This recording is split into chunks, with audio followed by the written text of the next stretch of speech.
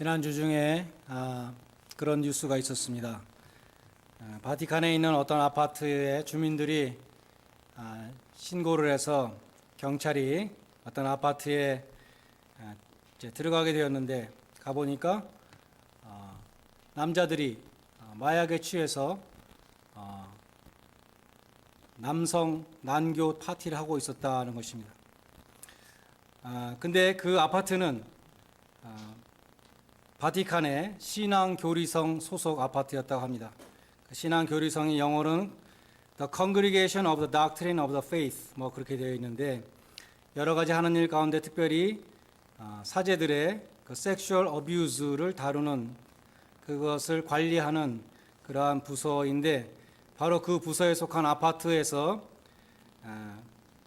그 부서에서 일하는 신부와 또 많은 남자들이 마약에 취해서 섹스 파티를 하고 있었다는 것이죠.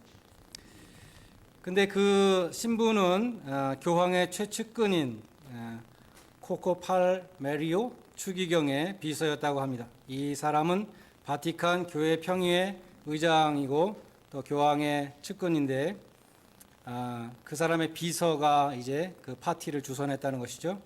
비서라 그래서 비서라 그러지만 이 사람도 고위 성직자였다고 합니다. 이 추기경이 비숍으로 추천을 해서 이제 이런 일만 없었다면 얼마 있다가 비숍이 됐을 사람이었다는 것입니다. 지난주에 이 기사를 읽을 때 저는 소돔과 고모라 생각이 났습니다. 아마 일주일 동안 소돔과 고모라에 대해서 제가 생각을 했기 때문에 그랬지도 모르겠습니다. 영어로 남성 간의 동성애를 뜻하는 소돔이라는 단어가 소돔에서 나왔습니다. 소돔에는 남자들의 동성애가 성행했습니다. 그래서 롯의 집에 두 천사가 들어갔을 때 소돔 사람들이 몰려와서 그 두 남자를 내놓으라 그랬죠. 그러면서 우리가 그들을 상관하리라 이렇게 말합니다. NIV 성경에 보면 so that we can have sex with them 이렇게 번역했습니다. 아브라함을 따라서 믿음의 여정에 동행했던 이 롯이 어쩌다가 그러한 곳에 들어가 살게 되었는가? 어쩌다가 그처럼 멸망받을 성읍까지 이르게 되었는가 하는 것입니다. 롯은 하루아침에 소돔 백성이 된 것이 아니었습니다. 창세기 13장에 보면 아브라함과 롯의 소유가 많아져서 목자들이 서로 싸우고 차라리 좀 더 떨어져서 지내는 것이 좋겠다. 그래서 아브라함이 롯에게 제의했습니다. 네가 나를 떠나가는데 네가 먼저 좋은 곳을 네가 원하는 곳을 택해서 가라고 말했습니다. 네가 좌하면 나는 우하고 네가 우하면 나는 좌하리라. 이어지는 창세기 13장 10절로 12절에 보면 이렇게 기록되어 있습니다. 이에 롯이 눈을 들어 요단들을 바라본즉 소알까지 온 땅의 물이 넉넉해서 하나님이 소돔과 고모라를 멸하시기 전이었으므로 여호와의 동산 같고 애굽 땅 같았더라. 그러므로 롯이 요단 온 들을 택하고 동으로 옮기니 그들이 서로 떠난지라. 아브라함은 가나안 땅에 거하였고 롯은 평지 성읍들에 머물며 그 장막을 옮겨 소돔까지 이르렀더라. 소돔을 바라보면서 출발을 했는데 점점 그 장막을 조금씩 옮겨가서 영어 성경에 보면 마지막에 소돔 바로 앞에 장막을 쳤다 그렇게 되어 있습니다. 그의 눈은 소돔을 볼 때 동경의 눈이 있었습니다. 안목의 정역. 저기 가면 참 풍요롭고 또 저기 가면 발달된 그러한 문화와 문명 이런 것을 보는 그러한 동경이 있었다는 것입니다. 점점 그 앞에 가까이 가다가 그 앞에서 기웃거리다가 결국은 천막을 거두어버리고 그 속에 들어가서 살게 된 것입니다. 그래서 창세기 14장 12절에 보면 소돔 성이 북방 왕들에게 정복당했을 때 소돔에 거하는 아브라함의 조카 롯도 포로로 잡혀갔더라. 소돔에 거했다라고 기록되어 있습니다. 창세기 18장에서 아브라함이 소돔을 위해서 기도했는데 왜 소돔을 위해서 기도했냐 하면 롯이 살고 있었기 때문에 그 롯이 살고 있는 소돔을 멸하지 말아 주옵소서라고 간절히 기도했던 것입니다. 롯은 하루아침에 소돔에 들어간 것이 아니었습니다. 아브라함의 곁을 떠난 다음에 조금씩 소돔을 향해서 갔습니다. 롯에게는 기본적으로 소돔에 대한 동경이 있었습니다. 제단을 떠난, 아브라함과 함께 제단을 쌓던 그 제단을 떠난 롯의 마음속에는 점점 하나님은 희미해져 갔습니다. 소돔성으로 들어간 롯에게 그 소돔성의 거대한 그 죄의 세력 앞에 그는 무기력했습니다. 그래서 자기 집에 들어온 남자들을 내놓으라고 군중들이 요구할 때에 그렇게 말합니다. 나한테 처녀 딸이 둘 있는데 그 처녀 딸 둘을 너희들한테 내줄 테니까 니네들 마음대로 해라. 그렇죠? 이 남자들에게는 손을 대지 마라. 그렇게 말하는 것을 볼 수 있습니다. 롯은 후에 술에 취해서 그 두 딸로부터 모압과 암몬을 낳게 됐습니다. 그리고 모압과 암몬은 대대로 이스라엘 자손들을 괴롭히는 원수가 되었던 것입니다. 우리는 소돔을 우리에게 적용할 때에 죄악된 세상으로 적용할 수 있습니다. 왜냐하면 소돔은 마지막 날에 하나님이 불로 심판하실 죄악된 세상을 보여주고 있기 때문입니다. 또한 이사야 13장 19절에 보면 이런 말씀이 있습니다. 열국의 영광인 이 바벨론이 하나님이 멸하실 때에 소돔과 고모라 같이 멸망당할 것이다. 그런 말씀이 있습니다. 소돔의 멸망과 바벨론의 멸망을 연결시키고 있습니다. 계시록 17장과 18장에 가면 이 바벨론이라는 것은 멸망당할 세상을 가리키는 것으로 나오는 것입니다. 그래서 이 소돔과 바벨론 이 두 곳은 멸망당할 세상을 상징적으로 보여주는 곳이라고 할 수 있습니다. 특별히 계시록 17장에 보면은 큰 성 바벨론은 음녀라고 부릅니다. 바벨론을 음녀라고 부르는 것은 성도들을 미혹하는 존재라는 것입니다. 음녀로 표현된 바벨론은 무엇을 가리키는가? 주석가들의 해석을 들어보면 하나님을 떠난 세속적인 문화와 문명이다. 혹은 하나님을 적대하는 정치, 경제, 군사적인 체제다. 또 어떤 사람은 성도들을 하나님으로부터 떠나도록 미혹하는, 유혹하는 세상을 가리킨다. 그렇게 말합니다. 그래서 결국 이 음녀 바벨론이라는 것은 요한계시록에 나오는데 사도 요한이 요한복음과 요한일서에서 말했던 그 세상이라는 것을 가리키는 것입니다. 이 세상은 하나님이 창조하시고 이 세상을 하나님이 사랑하셔서 독생자를 보내셨다고 말씀하는데 요한이 세상이라는 말을 안 좋은 의미로 쓸 때가 많이 있습니다. 그럴 때 그 세상은 하나님께 반역하는 악한 세상을 가리키는 것입니다. 우리 몸도 하나님이 주신 몸이고 예수 그리스도가 성육신하셨고 우리 몸의 부활을 하나님이 약속해 주셨는데 몸은 하나님이 주신 선한 것인데 바울이 육체라는 단어로 안 좋게 얘기할 때가 있습니다. 죄에 물든 인간 혹은 죄성을 가리킬 때 그렇습니다. 요한도 마찬가지로 이 세상이라는 단어를 안 좋은 뜻으로 죄악된 뜻으로 사용할 때가 많이 있다는 것입니다. 하나님께 반역하고 타락한 죄악된 세상, 그것이 요한이 말씀하는 그런 신학적인 의미가 있는 단어입니다. 요한일서 5장 19절에 보면 우리는 하나님께 속하였고 온 세상은 악한 자에게 마귀 아래 처해 있다 이렇게 말씀합니다. 타락한 세상의 모든 사상과 제도와 문명은 인간으로 하여금 하나님을 기억하지 못하도록 우리의 영안을 흐리게 하고 이 세상이 전부인 것처럼 착각에 빠지게 하고 하나님을 사랑하지 않고 세상을 사랑하도록 그렇게 유혹한다는 것입니다. 요한이 말씀하는 세상이란 그처럼 하나님이 없는 무신의 세상, 하나님을 믿지 않는 불신의 세상, 하나님을 거역하는 불순종의 세상, 죄악된 세상을 가리킵니다. 그래서 요한계시록에서 하나님이 바벨론에 진노의 포도주잔을 부으신다 할 때 그 바벨론은 하나님께 반역하는 죄악된 세상을 가리키는 것입니다. 바벨론을 음녀로 부르는 계시록 17장에서 다음으로 넘어가서 18장으로 가면 바벨론에 멸망하는 것에 대한 애가입니다. 애도하는 노래인데 4절에 보면 이런 말씀이 있습니다. 내가 들으니 하늘로서 음성이 나 가로되 내 백성아 거기서 나와서 그 죄에 참여하지 말고 그들의 받을 재앙을 받지 말라 이런 말씀이 있습니다. 바벨론으로부터 빨리 나와서 거기 죄에 참여하지 말고 그들이 받을 재앙을 받지 말라. 빨리 나오라고 부르는 것입니다. 바벨론에서 속히 나오라. 그처럼 부르심을 받은 백성들, 하나님의 백성들이 교회라는 것입니다. 교회는 헬라어로 에클레시아인데 클레오라는 영어로 콜이라는 단어에서 나왔습니다. 불렀다는 것입니다. 하나님이 멸망받을 세상으로부터 불러낸 사람들이 교회인 것입니다. 그런데 창세기 19장에 보면 이 소돔성에서 지금 하나님이 이 롯과 롯의 식구들을 구원하시기 위해서 빨리 나오라고, 빨리 떠나라고, 네 생명을 구하기 위해서 뛰라고 그렇게 말씀하시는데 불구하고 롯과 그 식구들은 세 가지 반응을 보였습니다. 먼저 14절에 보면 롯의 딸들과 정혼한 사위들이 있었습니다. 롯의 사위가 2명 있었는데 그 사위들은 경고를 농담으로 여겼다, 그렇게 기록되어 있습니다. 예수님이 누가복음 17장에서 주의 재림에 대해서 말씀하시면서 주의 재림에 대해서 노아의 때와 롯의 때를 예로 두셨습니다. 사람들의 반응을 예로 두셨습니다. 노아의 때처럼 인자의 때도 그러하리라, 예수 재림의 때도 그럴 것이라 말씀했습니다.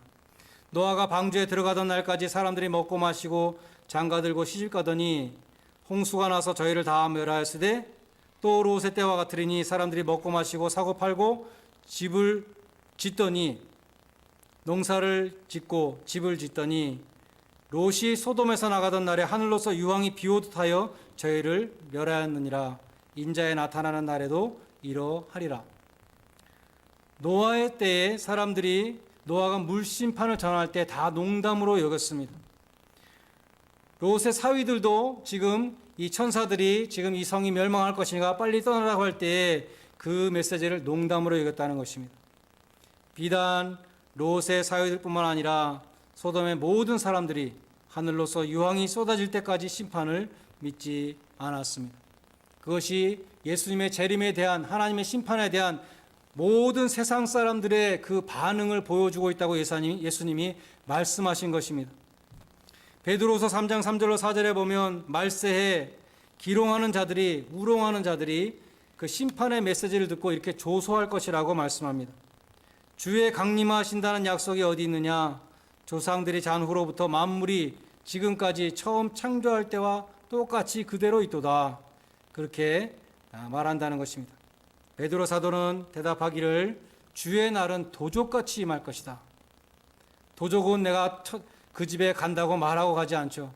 아무도 생각지 못할 때 오는 것이 도적인 것입니다. 그날에 하늘이 큰 소리로 떠나가고 만물이 뜨거운 불에 풀어지고 땅과 그 중에 있는 모든 일이 드러날 것이다 말씀합니다.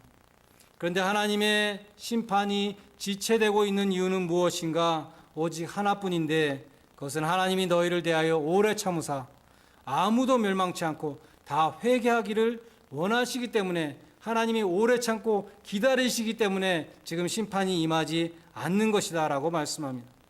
하나님은 우리에게 기회를 주고 계시다는 것입니다. 오래 참고 기다리고 계신 것이기 때문에 경고를 무시해서는 안 된다는 것입니다. 두 번째, 롯의 아내는 뒤를 돌아다 봤습니다. 17절에 보니까 천사들이 롯과 식구들에게 명했죠. 돌아보아서는 안 된다. 돌아봐서는 안 된다. 여기 멸망할 곳인데 왜 돌아보느냐? 돌아보지 말고 계속 앞을 향해서 가라고 그렇게 말했습니다. 그런데 롯의 아내는 돌아봤다는 것입니다. 예수님은 누가복음 17장에서 마지막 날에 예수님이 재림하실 때 만약 지붕 위에 있다가 예수 재림을 맞는다면 이스라엘 사람들은 지붕이 평평해서 거기 올라가서 쉬기도 하고 그랬죠.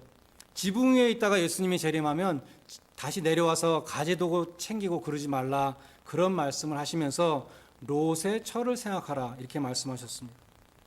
또 예수님은 손에 쟁기를 잡고 뒤를 돌아보는 자는 하나님 나라에 합당치 않다, 뒤를 돌아보지 말라고 그랬습니다. 사도 바울도 같은 맥락에서 뒤에 있는 것을 잊어버리고 표대를 향해서 쫓아간다라고 말씀했습니다. 롯의 처는 뒤를 돌아보다가 소금 기둥이 되었다고 기록되어 있습니다. 죄악된 과거의 삶의 미련을 가지고 그때가 좋았는데 라고 다시 뒤를 돌아보는 것이 결코 사소한 잘못이 아니라 큰 죄라는 것을 보여주는 것입니다.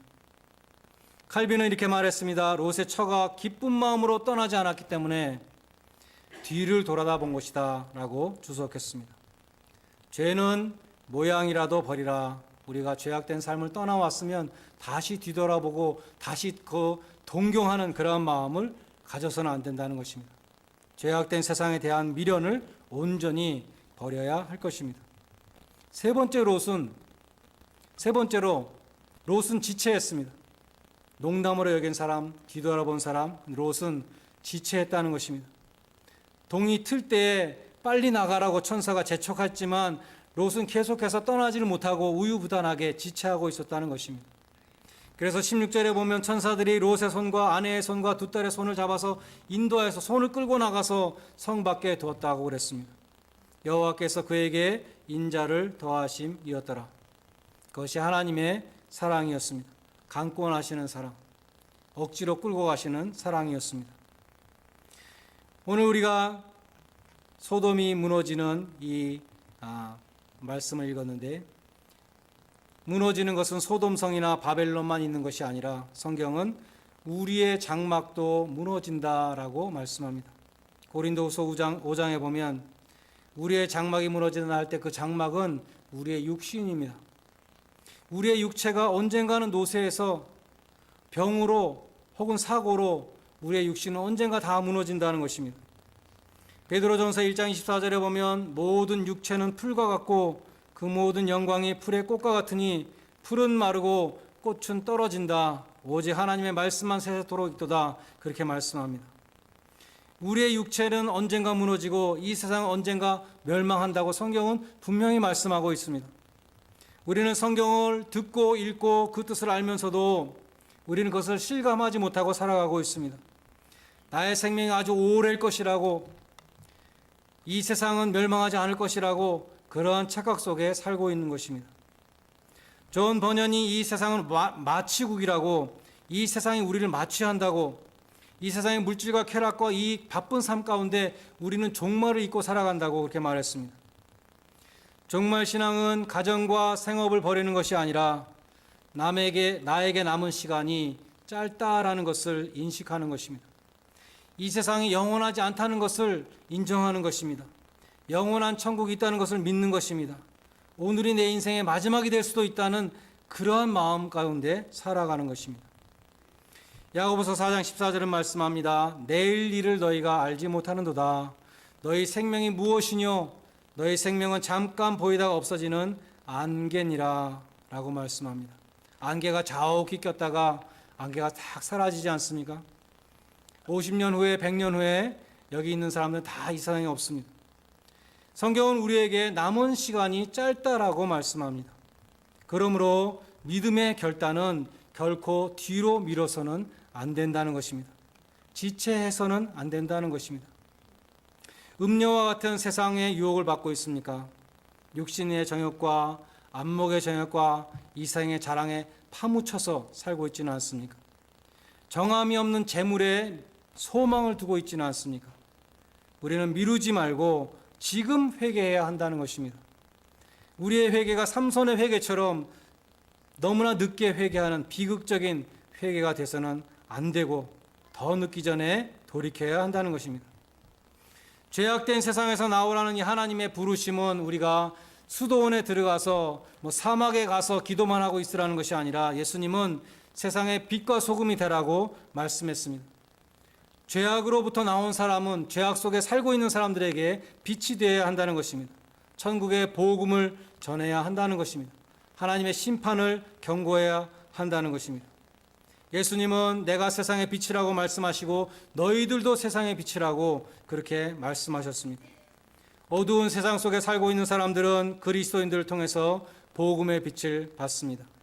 멸망받을 성읍 니느웨에 가서 하나님이 심판하신다고 그렇게 선포했을 때 니느웨 성읍 사람들이 전부 다 회개했다는 것입니다. 요나와 같이 어두운 세상 속에 하나님의 복음의 빛을 비추는 그것이 죄악으로부터 나온 사람의 해야 될 일이라고 성경은 말씀하고 있습니다. 마지막으로 요한일서 2장 15절에 보면 이 세상이나 세상에 있는 것들을 사랑하지 말라 말씀합니다. 야고보서 4장 4절에 보면 세상과 벗되는 것이 하나님과 원수됨을 알지 못하느뇨. 누구든지 세상과 벗이 되고자 하는 자는 스스로 하나님과 원수가 되는 것이라고 그렇게 말씀하고 있습니다. 로이드 존스 목사님이 사탄이 그리스도인들을 공격하는 방법 가운데 고단수 방법이 있는데 그것이 대마의 방법이다, 그렇게 말한 것이 있습니다. 대마라는 사람은 디모데후서 4장 10절에 나옵니다. 바울이 말했습니다. 대마는 세상을 사랑해서 나를 떠나갔다. 바울과 함께 하나님의 복음을 전하는 사역에 수종들면서 함께 일하던 사람이었는데 세상을 사랑해서 떠났다고 말하는 사람이 대마입니다. 마귀는 대마에게 했던 것처럼 사람들로 하여금 세상을 사랑하게 해서 하나님을 떠나게 만드는 그런 수법을 쓴다 하는 것입니다. 여러분 주위에 대마가 있습니까? 세상으로 떠난 자녀가 있습니까? 하나님을 떠난 신지들이 있습니까? 우리는 그들을 위해서 기도해야 합니다. 29절에 보면 하나님이 소돔성을 엎으실 때 아브라함의 기도를 생각하시고 아브라함의 기도를 기억하시고 롯을 구해주셨다, 그렇게 기록되어 있습니다. 하나님께서 여러분의 간절한 눈물의 기도에도 응답하실 줄로 믿습니다. 누구든지 세상을 사랑하면 아버지의 사랑이 그 속에 있지 않다, 요한일서 2장 15절 말씀합니다. 우리는 하나님도 사랑하고 세상도 사랑하면 참 좋겠는데 그렇게 될 수가 없다고 성경은 말씀합니다. 그렇게 할 수 없다고 성경은 말씀합니다. 그렇게 되지 않는다고 말씀합니다. 그래서 우리는 롯처럼 죄악된 세상을 동경하는 것부터 하지 말아야 한다는 것입니다. 예배를 소홀히 하며 조금씩 세상을 향해서 나아가고 있습니까? 그 사람은 돌이켜야 할 것입니다. 죄악된 세상 속에 아예 들어가서 롯처럼 그 속에서 살고 있는 사람이 있다면 속히 거기서 나와서 재앙을 면하라는 경고의 말씀에 순종해야 할 것입니다. 나아가서 어두운 세상에 빛이 되며 타락한 세상에 소금이 되며 기도 가운데 많은 사람들을 옳은 길로 이끌 수 있는 그러한 복된 일생이 다 되시기를 주님의 이름으로 간절히 축원드립니다. 기도하겠습니다.